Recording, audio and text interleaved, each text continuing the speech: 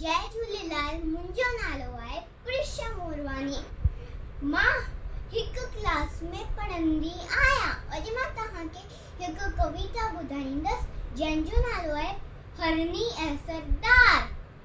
ॿुधो हीअ ॻाल्हि हिकु हरनी जी बारो, करियां हित रहम जूती ज़िक्र सारो।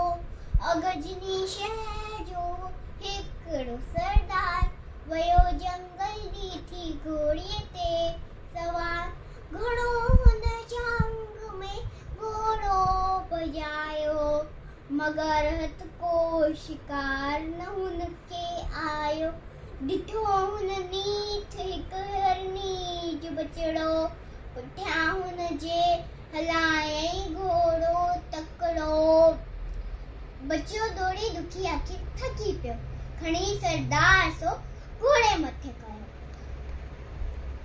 ढिनी हरनी मनन खां भी न साई, कंदी ॾाहूं पुठियां घोड़े जे आई। ॾिसी सरदार टहके कहल पे ही, खणी लाहे छॾई बचड़ो ते ही।